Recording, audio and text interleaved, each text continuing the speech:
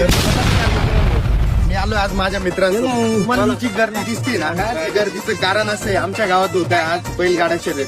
तर त्या बैलगाडा शर्यतीचा हा पूर्ण व्हिडिओ मी तुम्हाला